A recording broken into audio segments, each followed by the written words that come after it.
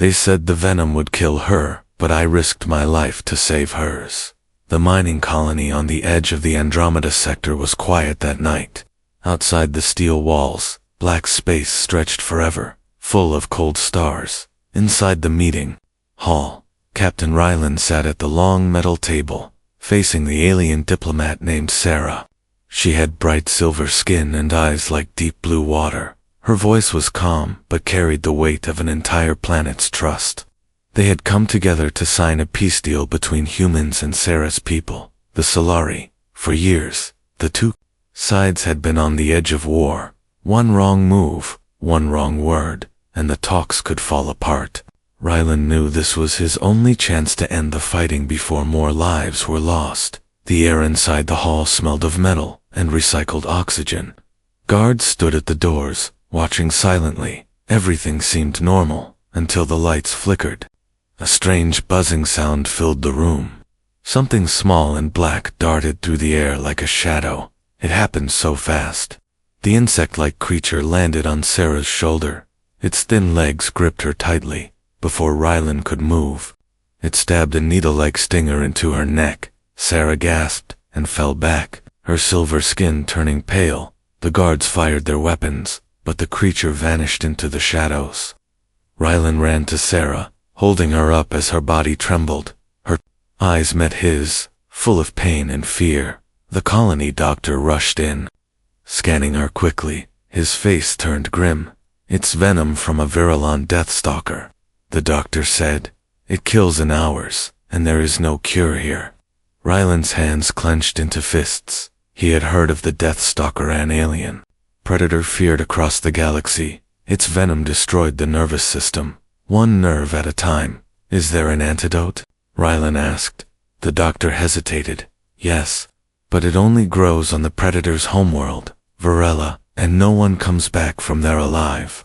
The words hung in the air like ice. The guard shifted uncomfortably, refusing to meet Ryland's eyes. Sarah's breathing was slow and uneven. Her voice was a whisper. "Leave me, Captain. There's nothing you can do." Ryland shook his head. "No, I won't just watch you die," he said. The doctor stepped forward. "Captain, you don't understand. The venom is dangerous even by touch. If you go after the antidote, you won't survive either." Ryland looked at Sarah, lying in his arms. This wasn't just about one life. If she died, the peace deal would die with her. War would return, and thousands would suffer. He could feel the weight of that choice pressing on him. He stood up slowly, his eyes burning with resolve. "I'm going to Varela," he said. The doctor frowned. "Then you're going to your death." "Maybe," Ryland replied, "but I'd rather die trying than live knowing I didn't try." Outside the hall, the colony was still. The mining machines were silent, their yellow lights blinking in the distance.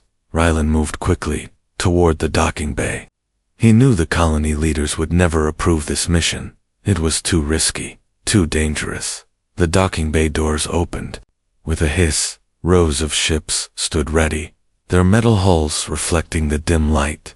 He chose a small scout ship, fast but lightly armed. As he climbed inside, he thought about Sarah's face, the fear in her eyes. That image alone was enough to keep him moving. The engines roared to life. The scout ship rose from the floor and turned toward the open gate. Beyond the shield barrier, the blackness of space waited. Ryland's hands gripped the controls. His heart beat faster, knowing there was no turning back. He activated the coordinates for Varela. The screen flashed red with warning messages: dangerous zone, high risk of death. He ignored them. The ship shot forward into the void stars, streaking past the windows. Somewhere behind him, in the colony medbay, Sarah lay fighting for every breath. Ryland didn't know if he could make it in time. He didn't know if the antidote would even work, but he knew one thing: he had to try. He had faced pirates, storms, and the cold vacuum of space. But this was different. A faint sound came from the ship's sensors. A blinking light appeared on the screen. Another ship was following him. He frowned, adjusting the scanner to get a better look. The signal was unfamiliar, sharp, and fast-moving. Ryland's eyes narrowed. Whoever it was, They were closing in, and if they knew where he was going, it could only mean trouble. The shadow on the scanner grew closer, a single dot chasing across the black screen. Rylan tightened his grip on the controls, guiding the scout ship into a slower curve, testing his followers' reaction. The other ship matched every move. He felt the tension crawl up his spine. Whoever they were, they didn't want to lose him. He opened the comms channel, his voice steady. "Unknown vessel, identify yourself." Static filled the speakers. Then silence. They weren't answering. That meant only two things. They were either pirates, or worse, someone who already knew about the antidote.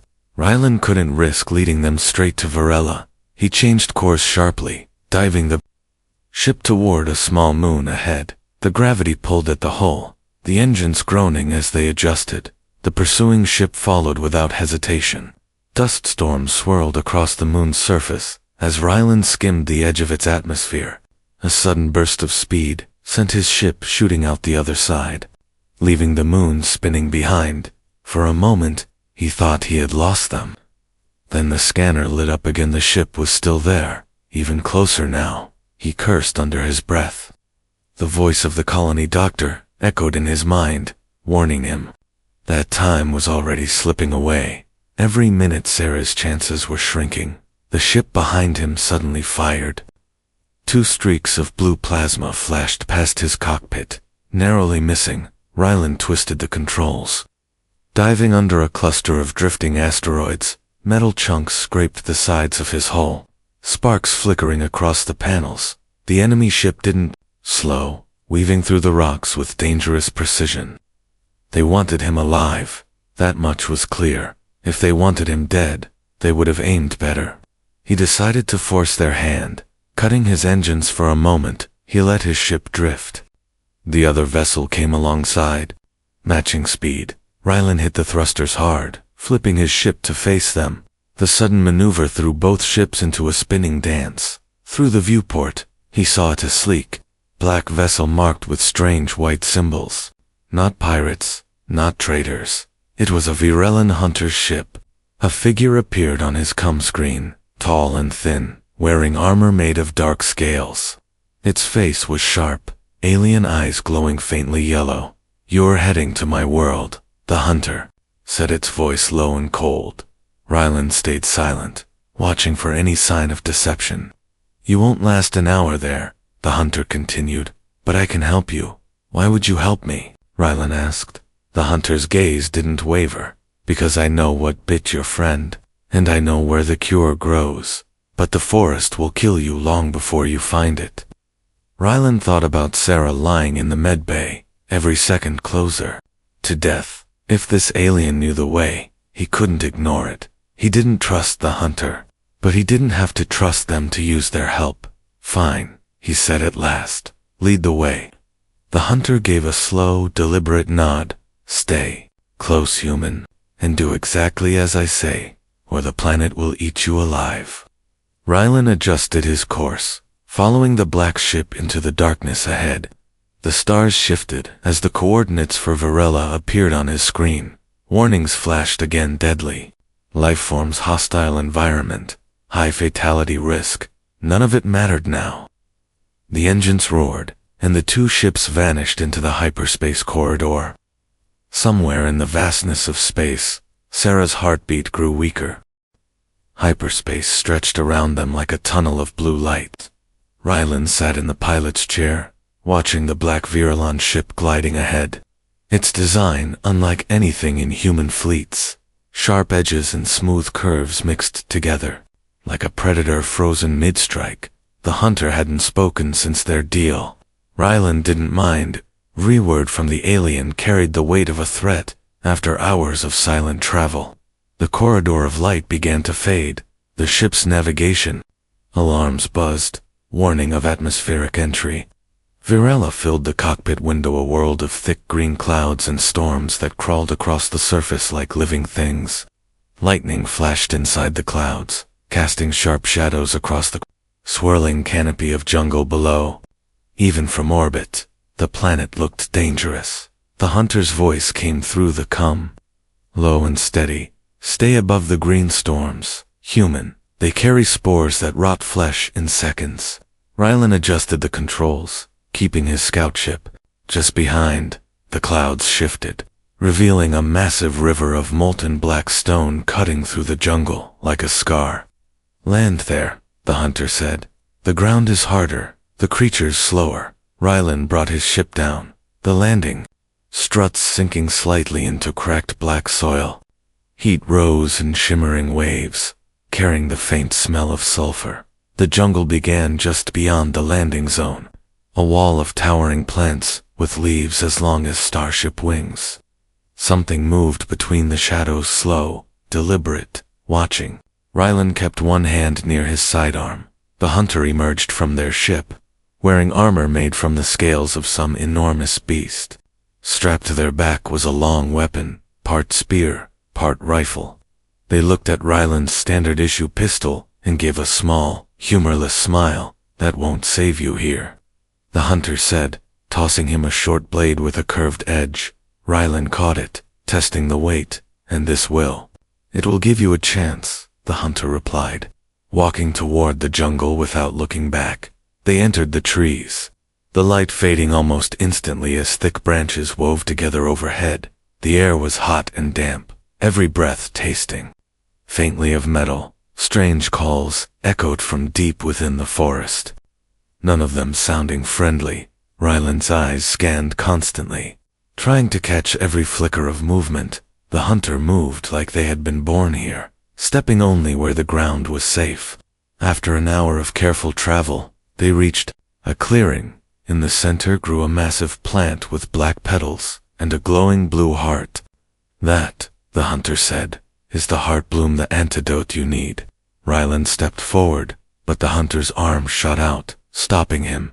Look closer, they whispered. At first Rylan saw nothing, then the shadows shifted, and he realized they weren't shadows at all. A creature the size of a ground transport crouched at the base of the plant. Its skin was like stone, blending with the cracked soil. Two glowing yellow eyes locked onto him, unblinking. The hunter's voice was barely audible. That's a nest guardian. It can sense heartbeats from 50 meters. If you run, it will chase. If you fight, it will not stop until one of you is dead. Rylan gripped the curved blade tighter, feeling sweat drip down his back. Somewhere far away, Sarah's life was slipping away, and the cure was only a few steps. San one monster way. The guardian's eyes glowed brighter, its head tilting slightly as if it could hear Rylan's heartbeat pounding in his chest. The hunter raised one hand, signaling him not to move. For a long moment, no one breathed. The only sound was the distant hum of insects and the slow hiss of steam rising from cracks in the ground. Then a sharp snap echoed above them. Something unseen leaped from the trees, its long claws slashing at the guardian's back. The massive beast roared, spinning with surprising speed.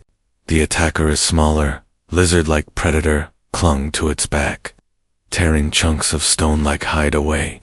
The jungle erupted with movement as other creatures scattered from the clearing. The hunter didn't waste the distraction. Now, human moved. They hissed, darting toward the heart bloom. Rylan followed, every step sinking slightly into the warm soil. The plant pulsed with faint blue light, the glow spilling across his hands as he reached for it. But as his fingers brushed the stem, the guardian flung the smaller predator away and turned back toward him. Its roar shook the ground, sending ripples through the soil. The hunter drew their spear rifle, firing a bolt of burning light into the beast's shoulder. The shot barely slowed it. Rylan gripped the curved blade, his muscles tense. The guardian charged, its heavy steps making the earth shudder. Rylan dove to the side as a claw slammed down where he had been standing. The ground split, sending a cloud of hot dust into the air. The hunter slashed low, cutting deep into one of the guardian's legs. It roared again, swinging its tail in a wide arc.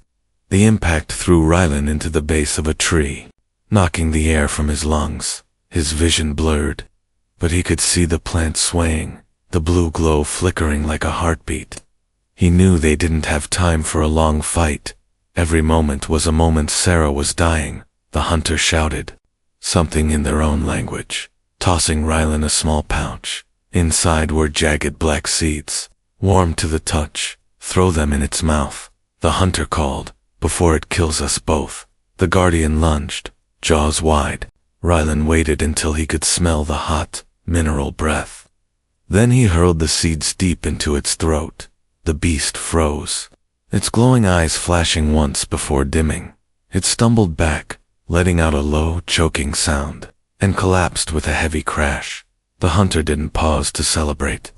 They sliced the heart bloom from its stem, the glowing blue core dripping a thick liquid into a glass vial. This is enough for one life, the hunter said, their voice sharp. You'd better make it count.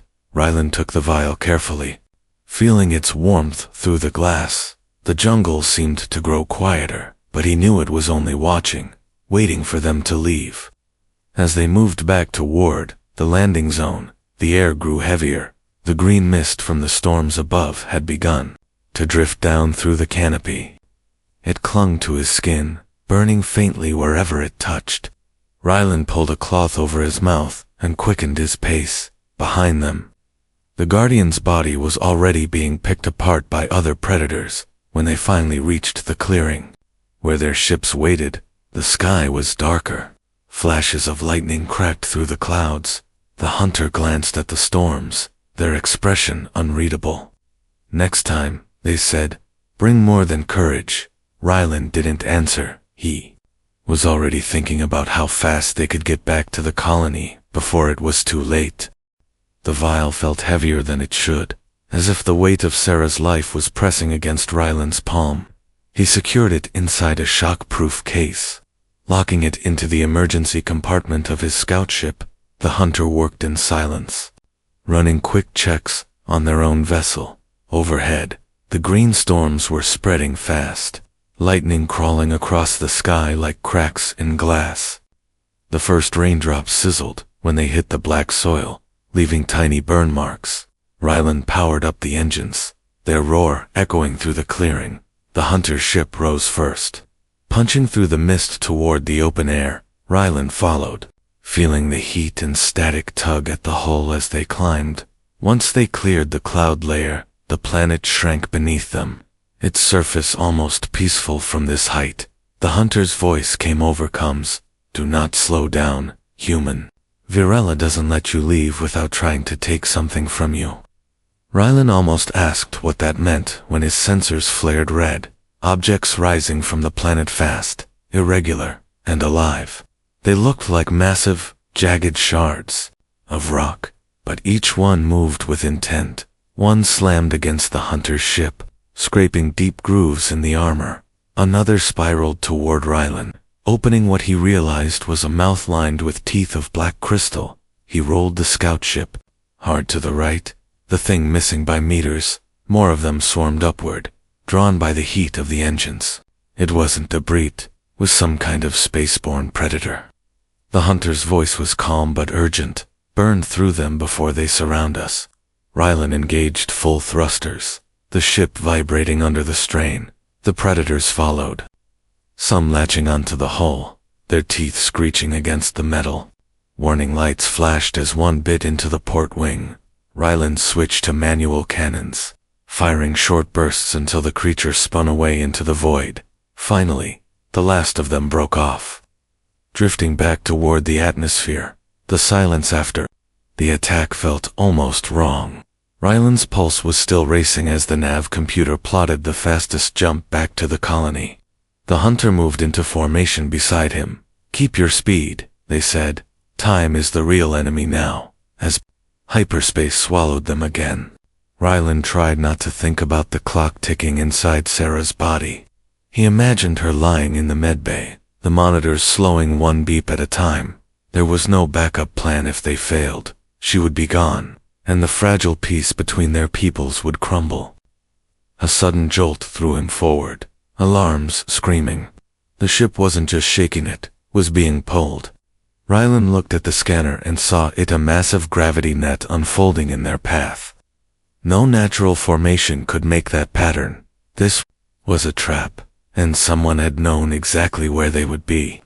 The hunter's voice came over Combs, flat and grim. That's no accident, human. Someone doesn't want your friend saved. The gravity net shimmered in the dark like a spider's web made of starlight. Ryland's ship slowed no matter how hard he pushed the thrusters. The pull was steady, dragging him toward the center where a cluster of ships waited. They weren't pirates, and they weren't virulent hunters. These ships carried the white and gold markings of the human high command. The hunter's voice came sharp over the comm. Your people, human, looks like. They don't trust you with the cure. Ryland felt a tight knot form in his chest. If high command had intercepted him, it meant they didn't want the antidote reaching Sarah. A Solari diplomat alive meant peace. But peace wasn't good for everyone. One of the high command ships opened the channel. Captain Ryland, cut your engines and prepare to be boarded. The voice ordered, cold and formal. Ryland kept his tone even. I've got no time for this. I have an antidote for a dying ambassador. The reply came without hesitation. That is exactly why you will stop, Captain. The Council has voted intervention in Solari affairs is no longer authorized. The hunter's laughter was dry and bitter. Your leaders fear her as much as mine do. Ryland's mind raced. He couldn't fight this many ships head-on, but if he surrendered, Sarah was finished. He looked at the gravity net's readout, tracing its power source. The generator was mounted on the lead ship. If he could overload it, the net would collapse. Hunter, cover me, Ryland said, already shifting power to his forward cannons. Without a word, the virulent ship darted forward, weaving between the high command vessels, drawing their fire. Ryland aimed at the generator's glowing core and fired a concentrated burst. The blast lit the void like a sunrise. The net flickered, then dissolved into nothing.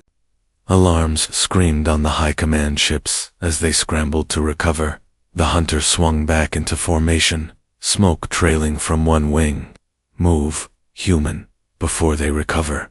They growled. Ryland pushed the engines past safety limits. The stars blurred into streaks as the jump drive engaged. Behind them, the high command ships shrank into specks. The cabin smelled faintly of overheated circuits. His hands shook on the controls, not from fear, but from the thought of how close they had come to losing. The nav computer's clock said less than 30 minutes until they reached the colony. Every second felt like it was draining something from him. The hunter was silent, their attention fixed on the readings in their cockpit. Lightning sparked briefly in the hyperspace corridor, a sign of unstable travel. Even the universe seemed to be warning them they were running out of time. When the jump ended, the colony filled the viewport. The docking bay lights flashed, signaling urgent clearance. Ryland didn't wait for permission, cutting the engines the moment the ship hit the landing platform. He grabbed the case with the vial and sprinted toward the med bay. The hunter followed, at a slower pace, watching everything with unblinking eyes. Inside, the med bay was quiet, except for the steady tone of a heart monitor.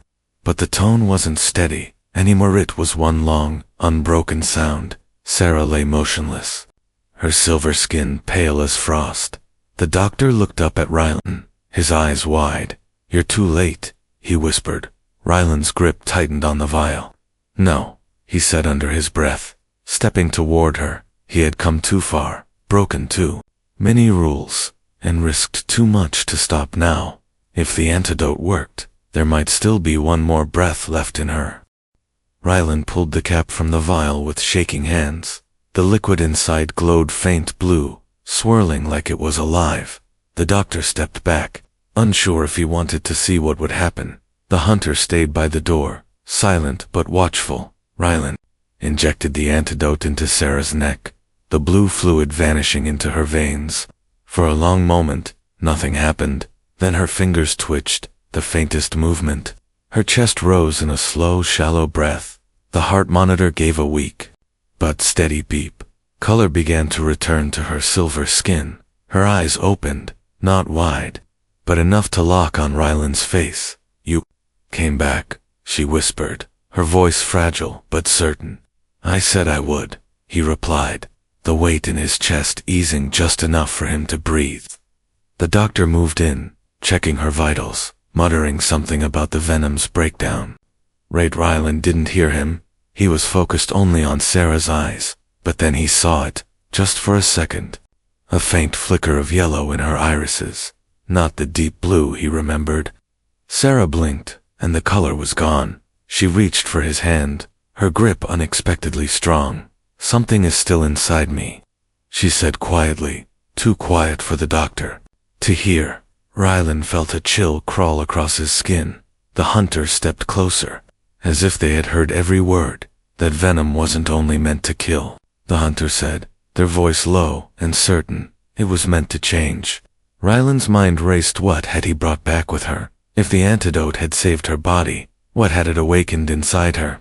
Outside the medbay, the colony was calm, unaware that something entirely new had just begun breathing among them.